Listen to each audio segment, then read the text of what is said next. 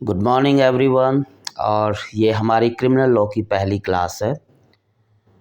आज हम डिस्कस करेंगे कि क्राइम का क्या मीनिंग है, what do you mean by crime, और अपराध से आप क्या समझते हो। अब क्राइम को डिफ़ाइन करने के लिए हम बहुत सारे जो समाज के अंदर आपके व्यूज हैं उनको ध्यान में रख के नतीजे पे पहुँचेंगे। क्राइम, कुछ लोग कहते हैं कि क्राइम रॉन्ग्स होते हैं, गलत काम होते हैं। रॉन्ग्स, बट रॉन्ग्स तो ये भी है कि आप अपने पड़ोसी की सहायता ना करो। जब आप देखते हो कि एक आदमी डूब रहा है और उस डूबते आदमी को आप ना बचाओ तो दिस इज़ आल्सो रॉन्ग। पर क्या ये क्राइम है? Is it crime? Is it offence? And answer आता है नहीं, ये तो क्राइम नहीं है। उसी तरह से हम देखते हैं कि समाज के अंदर बहुत जगह पे ये होता है कि आप सेम कास्ट में मैरिज करते हो तो समाज आपको कहता है कि आपने गलत किया है, अपने समाज के प्रिंसिपल्स जो हैं उनके खिलाफ किया है, मॉरलिटी के खिलाफ किया है, एंड आप जो है आपने गलत काम किया है। लेकिन क्या ये काम क्राइम है? तो आंसर आता है नहीं। इसका मतलब जो आपका रॉन्ग है, जो आपका गलत काम है, वो गलत किस पैमाने पे है? क्या वो गलत मोरलिटी के पैमाने पे है? If there is any act that is breach of morality, अगर आपका कृत्य मोरलिटी को वायलेट करता है तो वो केवल एक मोरल रॉन्ग है। और अगर आपका कृत्य या आपका एक्ट लीगल प्रोविजंस को वायलेट करता है या जो लीगल प्रिंसिपल जो लॉ के द्वारा फॉर्म किए गए हैं उनको वायलेट करता है तो वो लीगल रॉन्ग होता है। यानी रॉन्ग को आप दो भागों में डिवाइड कर सकते हो। Wrong are of two types.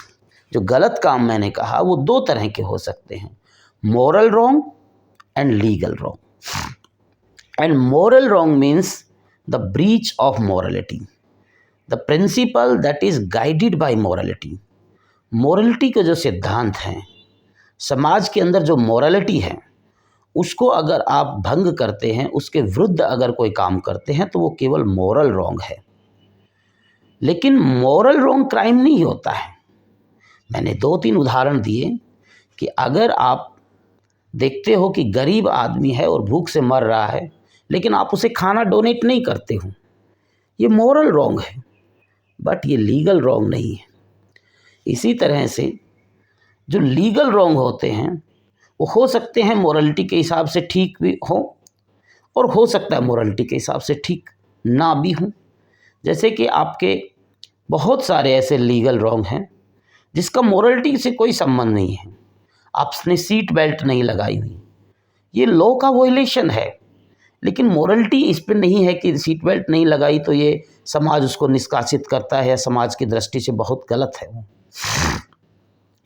इसलिए जो है wrong can be divided into two types of the wrong, moral wrong and legal wrong.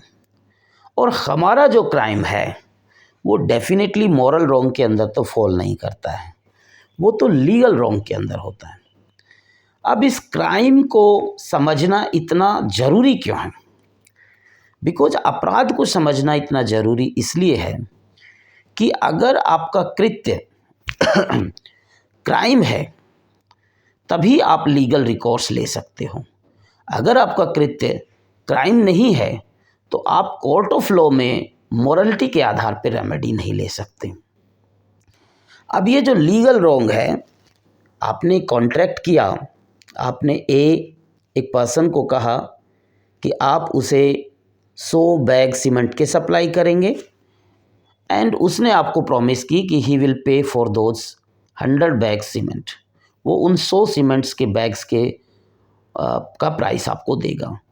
Now इस अरेंजमेंट के अंदर आपने प्रपोजल किया, उसने एक्सेप्ट किया और दोनों का जो प्रॉमिस बनी that have the consideration for each other. आपके लिए कंसीडरेशन है कि आपको उसका प्राइस मिलेगा एंड उस आदमी के लिए कंसीडरेशन है कि उसको उस सीमेंट के बैग्स मिलेंगे। लेकिन मार्केट के अंदर प्राइस एकदम से इंक्रीज हो गया और आप अब उसको सीमेंट सप्लाई नहीं करना चाहते हैं। वो 100 सीमेंट के बैग्स जो आपने प्रॉमिस किए थे, अब उसको आप नहीं देना चाहते हैं। सो इसको हम बोलेंगे ब्रीच ऑफ कॉन्ट्रैक्ट। जो आपने एक कॉन्ट्रैक्ट फॉर्म किया उसको आपने तोड़ दिया, लेकिन कॉन्ट्रैक्ट तोड़ने पे क्या ये क्राइम हो गया? लॉ का वायलेशन तो है, बिकॉज लॉ कहता है कि आपने अगर एक बार कॉन्ट्रैक्ट फॉर्म कर लिया तो उस कॉन्ट्रैक्ट को आपको फुलफिल करना है। इसी तरह से सपोज आप इंस्टीट्यूशन में पढ़ते हैं, लॉ फैकल्टीज़ में पढ़ते हैं, यूनिवर्सिटीज़ में पढ़ते हैं और आपको अटेंडेंस ना दिया जाए और अटेंडेंस के कारण आप डिटेन कर दो, तो आप वहाँ पे एक्शन लोगे कि इन्होंने जो लॉ के हिसाब से मुझे अटेंडेंस देनी चाहिए थी जितना दिन प्रेजेंट था, लेकिन इन्होंने मुझे वो अटेंडेंस नहीं दी। ये आपका कहीं पे लीगली एडमिशन बनता है और वो डिनाई कर दिया जाए, तब भी आप कहोगे कि लॉ के हिसाब से मेरा ये एडमिशन बनता है and authority have breach this admission and authority ने मुझे एडमिशन नहीं दिया। इसलिए लॉ का वायलेशन तो कई तरह से होता है, लेकिन सारे लीगल वायलेशन वो क्राइम नहीं होते। जैसा कि हमें पता है कि लॉ को हम 2 बड़ी ब्रांच में डिवाइड करते हैं, civil law and criminal law. और सिविल लॉ वो होता है breach of civil provision, criminal law breach of criminal provision. अब ये सिविल लॉ है आपका, इसके लिए अगर आपका सिविल राइट वायलेट होता है, अगर सिविल रॉन्ग कोई होता है तो उसके लिए अलग रिकोर्स होता है, और अगर क्रिमिनल लॉ का प्रोविज़न वायलेट होता है तो उसको क्राइम कहते हैं, उसके लिए अलग रिकोर्स होता है। और ये बहुत ज़रूरी हो जाता है एक लॉ स्टूडेंट के लिए ये समझना कि सिविल रॉन्ग और क्रिमिनल रॉन्ग या क्राइम के अंदर क्या अंतर है, आपराधिक कृत्य या अपराध और सिविल रॉन्ग के अंदर क्या अंतर है। मोटा मोटा आपको पता चल गया कि अगर कोई प्रोविज़न सिविल नेचर का है, अगर कोई प्रोविज़न सिविल नेचर का है तो उसको उल्लंघन करना केवल सिविल रॉन्ग होता है।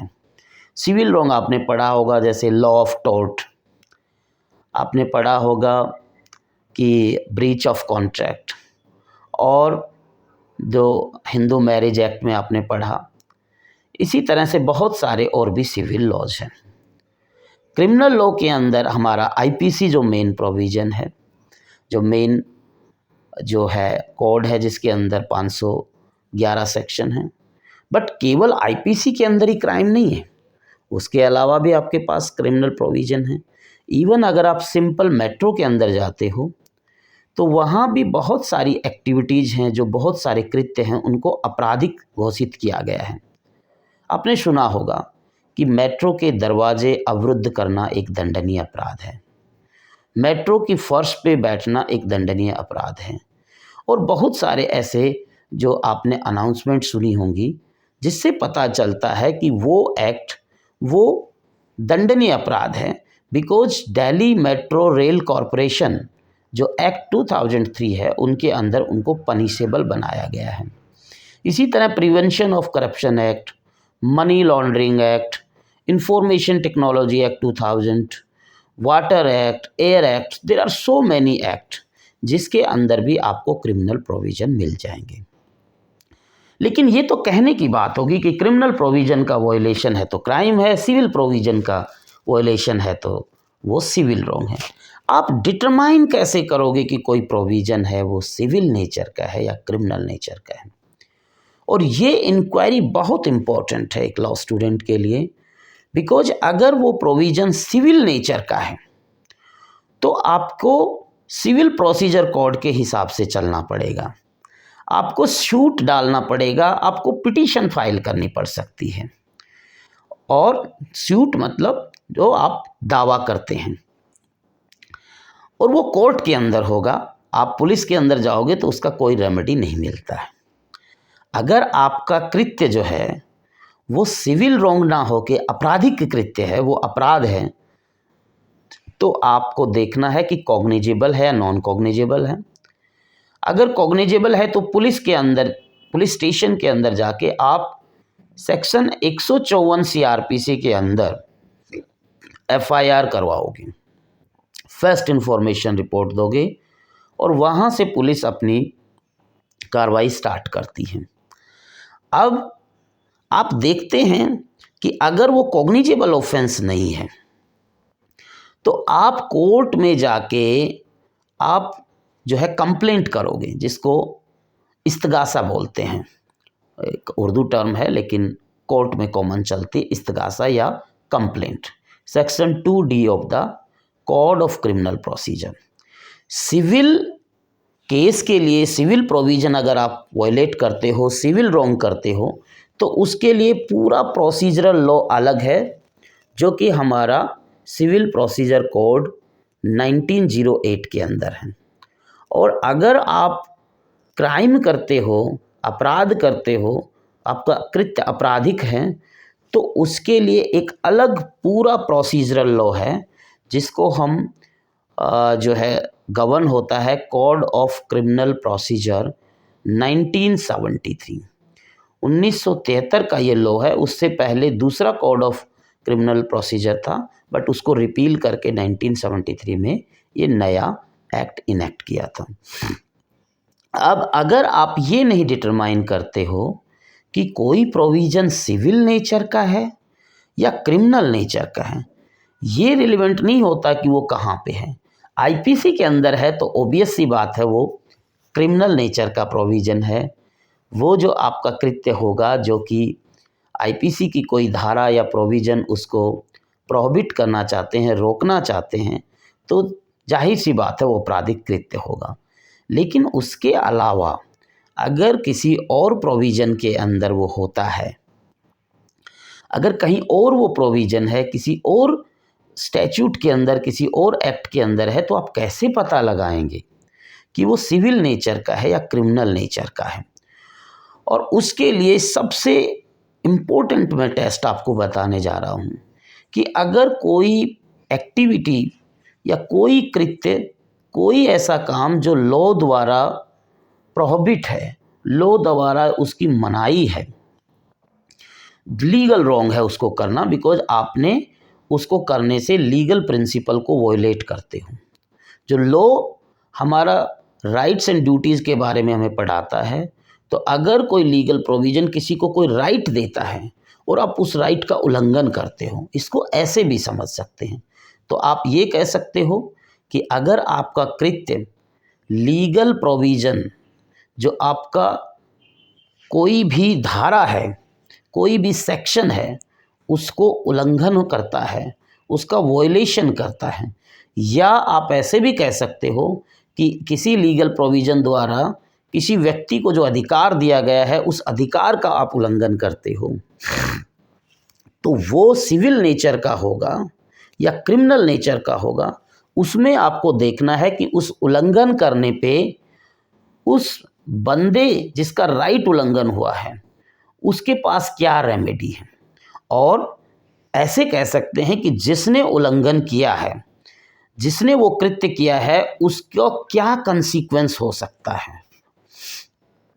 अगर रेमेडी आपके पास ये तीनों में से कोई एक है या ये तीनों हैं, पहला डैमेजेस, आपने कोई काम किया और उसके कारण आपको जुर्माना देना पड़ सकता है, या जिसका राइट वॉयलेट हुआ उसको जो है नुकसान की केवल भरपाई मिलेगी। जैसे कि आपने कॉन्ट्रैक्ट किया था 100 बैग देने का और उसने पैसा देने का वादा किया था। अब वो जो अलग दूसरी पार्टी है वो पैसा देने को तैयार है, लेकिन आप मुकर गए, आपने कॉन्ट्रैक्ट को ब्रीच कर दिया, आप 100 बैग सीमेंट नहीं डिलीवर करना चाहते, आपकी जो पार्ट पे जो प्रॉमिस थी उसका आपने वायलेशन किया है।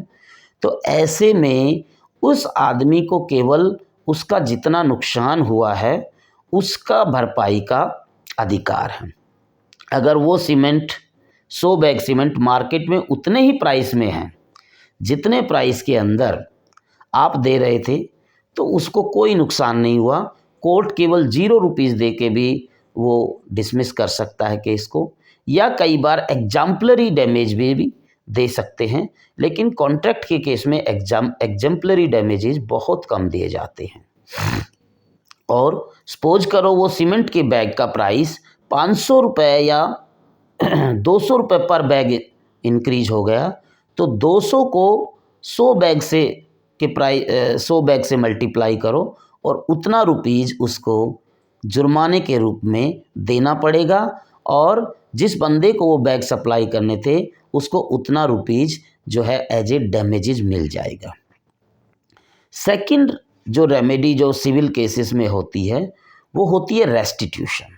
सपोज करो कोई ए जो आदमी है वो किसी जॉब में है और उसको उसका एम्प्लॉयर इलीगली रिमूव कर देता है या जो आर्टिकल 14 में आपको इक्वलिटी का अधिकार है, लेकिन उस इक्वलिटी के प्रोविज़न का वायलेशन होता है आपके एडमिशन में या और कहीं जगह पे, तो आप अथॉरिटी से डैमेजेस नहीं मांग सकते, या आप अथॉरिटीज़ को ये नहीं कह सकते कि आपने एक क्रिमिनल काम कर दिया बिकॉज ये लीगल प्रोविज़न था।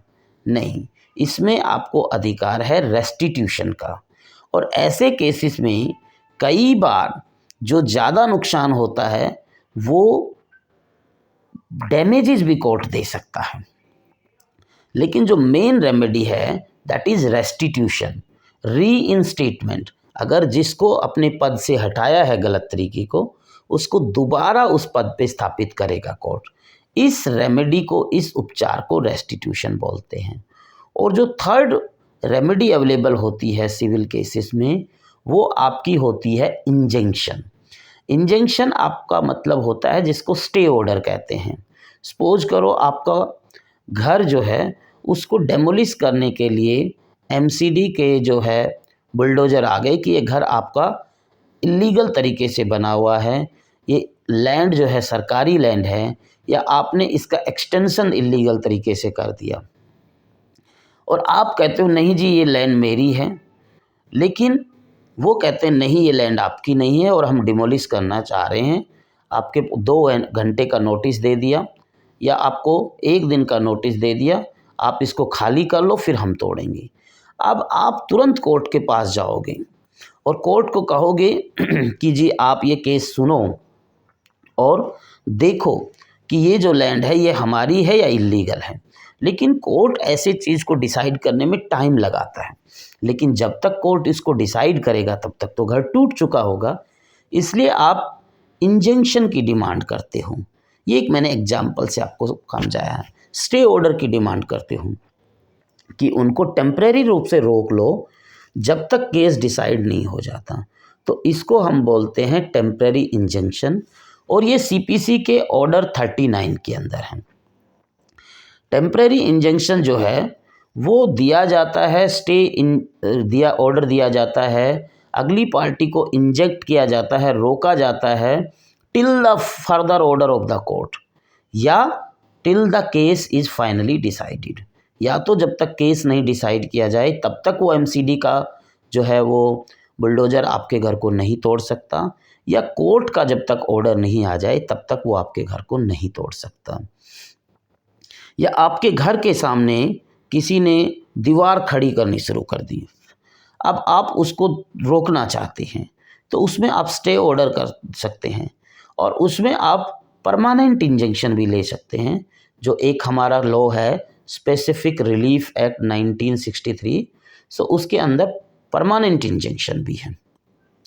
तो अगर किसी लॉ के वायलेशन पे, अगर किसी लीगल रॉन्ग पे इन तीनों रेमेडी में कोई एक रेमेडी या 2 रेमेडी या तीनों रेमेडी अवेलेबल हैं, जैसे कि आपका डैमेजेज, जैसे कि आपका रेस्टिट्यूशन एंड इंजंक्शन, तो वो प्रोविज़न आप खुल के कह सकते हो कि that provision is only civil in the nature and violation of civil provision is civil wrong, is civil wrong. Now come to the criminal wrong or crime. As we discussed that criminal wrong or crime is the violation of criminal provision, violation of right that is provided by the criminal law. Like we all have the right, no one can kill us, no one can cause grievous hurt to us. कोई हमें चोट ना पहुंचाए, कोई हमारी चोरी ना करे, कोई हमारा फोर्जरी ना करे, कोई हमसे चीटिंग ना करे, कोई हमारा सर ना फोड़े, कोई किसी लड़की का रेप ना करे। तो ये लॉज हैं, ये राइट्स हैं, अलग अलग प्रोविजंस के द्वारा मिले हुए हैं। और जो ऐसा कृत्य करेगा उसके लिए जो है कंसिक्वेंसेस हैं, बैड कंसिक्वेंसेस हैं। सो क्राइम जो आपका होता है, क्राइम वो कृत्य होता है जो किसी क्रिमिनल लॉ का वायलेशन होता है। लेकिन कैसे पता लगाएंगे कि वो जो प्रोविज़न है वो क्रिमिनल नेचर का है या सिविल नेचर का है? तो अगर उस कृत्य करने पे रेमेडी जो है, कंसीक्वेंस है, वो है पनिशमेंट। अगर उस कृत्य करने पे आपको दंड मिल सकता है, अगर वो कृत्य करना दंडनीय है, तो वो प्रोविज़न जो है वो क्रिमिनल नेचर का है, और जो आपने काम कर दिया वो क्राइम है या क्रिमिनल रॉन्ग है। अब ये दंड क्या होता है, पनिशमेंट क्या होता है? सेक्शन 53 इंडियन पीनल कोड में पनिशमेंट को डिफाइन किया है, और पनिशमेंट 5 तरह की होती हैं। पहली punishment death penalty, that is maximum punishment, death penalty like murder, death penalty. Life imprisonment, उम्र कैद की सज़ा, and life imprisonment means till the remaining of natural life, जब तक आप जिंदा रहोगे जेल में रहना है। इट्स नॉट अबाउट 14 ईयर और it's not about 20 year. Section 57 जो आपका आईपीसी का है वो कहता है कि अगर किसी सेक्शन जैसे कि अटेम्प्ट सेक्शन 511, उसमें अगर आपने ऐसे ऑफेंस के लिए अटेम्प्ट किया है जिसका इम्प्रिजनमेंट लाइफ, जिसकी सज़ा लाइफ इम्प्रिजनमेंट है, तो पूरा काम करने के लिए, कमिट करने के लिए क्राइम का आपको लाइफ इम्प्रिजनमेंट है। केवल अटेम्प्ट करते हो तो कई जगह पे उसकी हाफ इम्प्रिजनमेंट है। अब कैसे डिटरमाइन करोगे कि कोई आदमी की नेचुरल लाइफ क्या होगी? तो सेक्शन 57 ऑफ आईपीसी कहता है कि जहाँ पे फ्रैक्शन निकालना हो, हाफ, क्वार्टर, तो वहाँ पे आप लाइफ इम्प्रिजनमेंट के टर्म को 20 ईयर के लिए कैलकुलेट करते हैं। लेकिन जहाँ पे पूरा लाइफ इम्प्रिजनमेंट है, वहाँ पे life imprisonment means till the natural life of a person, जब तक वो जिंदा रहेगा तब तक जेल में रहेगा। थर्ड पनिशमेंट है इम्प्रिजनमेंट, कैद। और ये कैद 2 तरह से हो सकती है। आपका सिंपल कैद जिसमें आपको कुछ नहीं करना, जेल के अंदर जो नॉर्मल काम है जैसे कि बाथरूम साफ़ करना, खाना वाना में सहयोग करना, वो करवाते हैं, लेकिन ऐसा आपसे हार्ड काम नहीं करवाते। तो सिंपल इम्प्रिजनमेंट और रिग्रेस इम्प्रिजनमेंट, रिग्रेस इम्प्रिजनमेंट जिसको कठोर कारावास कहते हैं। आपका साधारण कारावास और कठोर कारावास। रिग्रेस इम्प्रिजनमेंट जहाँ पे आपको काम करना पड़ता है।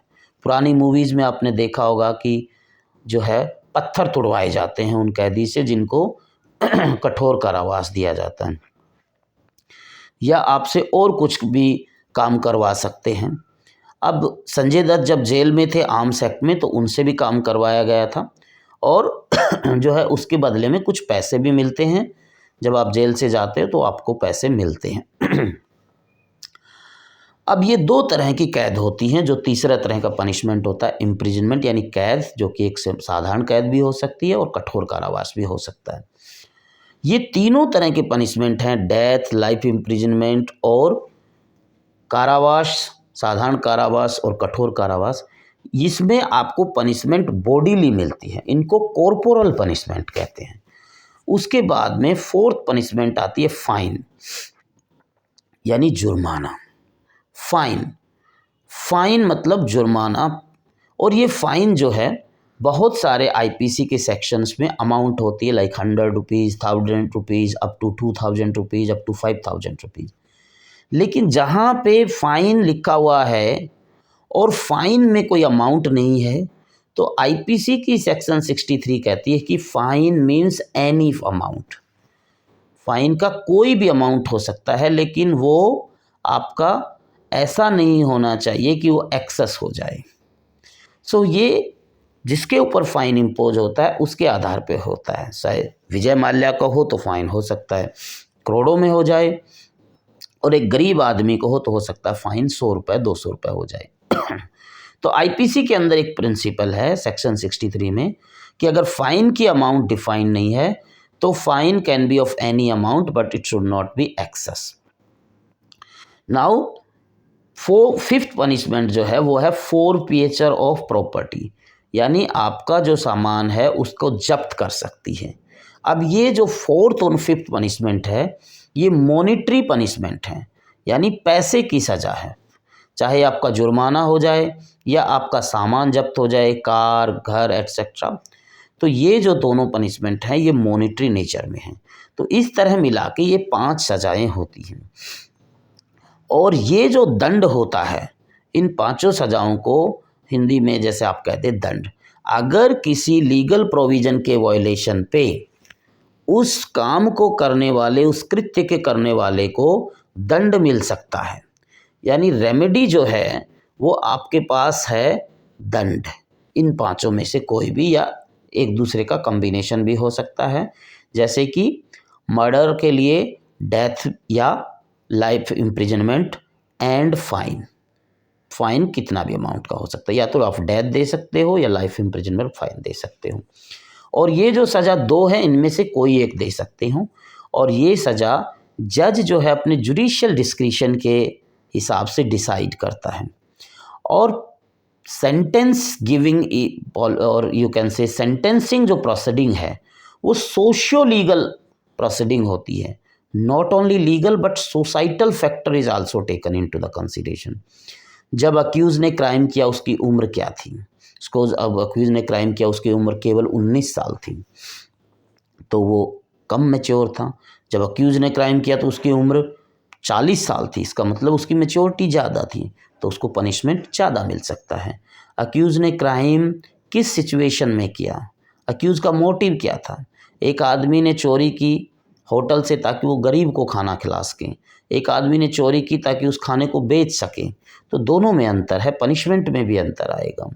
अक्यूज़ की इकोनॉमिक स्थिति क्या है, अक्यूज़ क्या सोल ब्रेड अर्नर है, क्या वो अपने घर में अकेला कमाने वाला है। अगर उसको सज़ा दी तो वो सज़ा केवल उसकी नहीं, उसके परिवार को भी सज़ा मिल रही है। अक्यूज़ ने क्राइम किसके अगेंस्ट किया है, अक्यूज़ ने क्राइम SC/ST कम्युनिटी के अगेंस्ट किया है, या अक्यूज़ ने क्राइम जो है किसी बच्ची या छोटे बच्चे के खिलाफ किया है, या किसी हेल्पलेस वुमेन के खिलाफ किया है, या सज़ा मिलते समय अक्यूज़ की उम्र क्या है। सपोज अक्यूज़ की उम्र जो है 95 साल हो गई है, 95 ईयर ओल्ड अक्यूज़ है, तो ये सारे फैक्टर लिए जाते हैं और जज जो है वो जुडिशियल डिस्क्रिशन के हिसाब से सज़ा देता है। जब आप लोग जजेस बनोगे तो उसमें आप भी जो है बहुत सारे फैक्टर आपके सामने रखे जाएंगे, बिकॉज क्रिमिनल लॉ के अंदर 2 प्रोसीडिंग होती हैं। पहला जो प्रोसिक्यूशन जो है वो प्रूव करता है कि अक्यूज़ ने क्राइम किया या नहीं।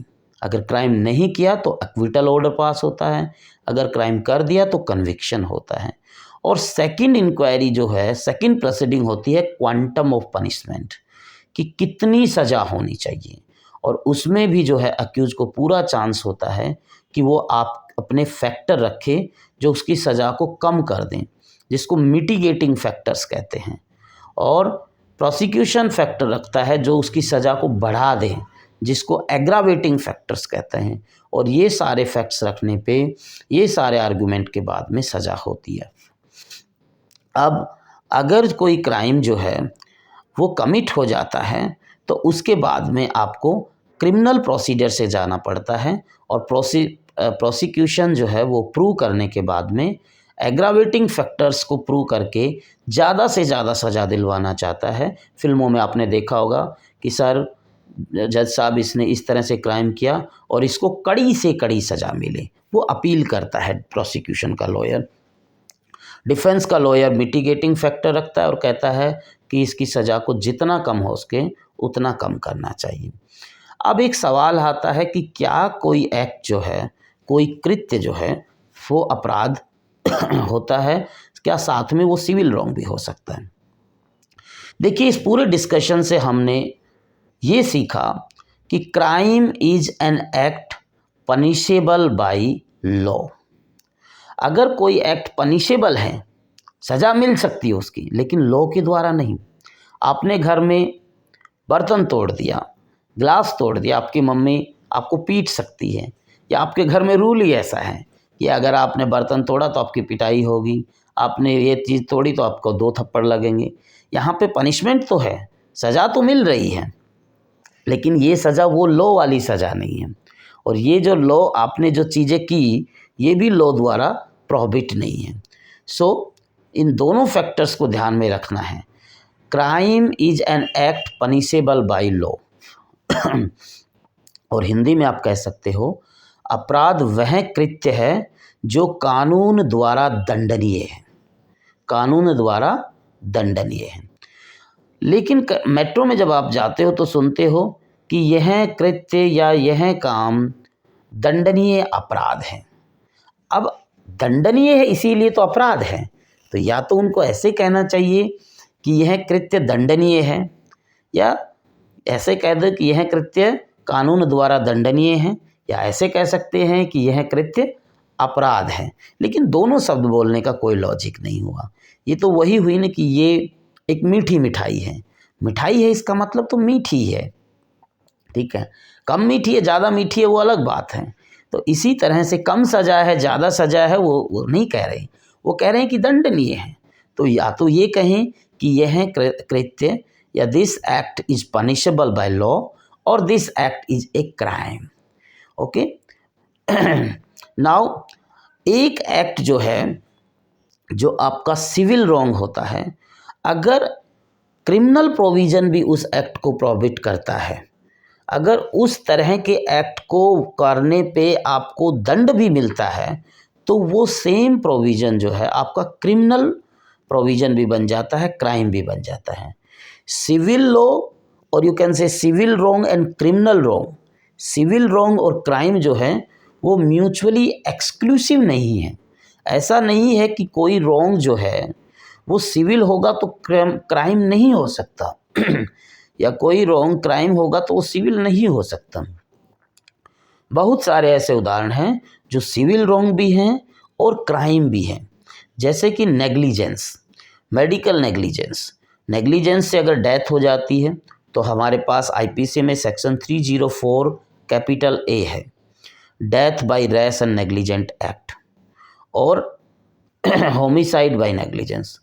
सिमिलरली सिविल लॉ के अंदर आप टॉर्ट के अंदर जो हमारा केस था Jacob Matthew versus state of Punjab, तो उसमें डैमेजेस के लिए भी कर सकते हो। उसी तरह से डिफमेशन, मानहानि, मानहानि के केस में ये सिविल रॉन्ग भी है।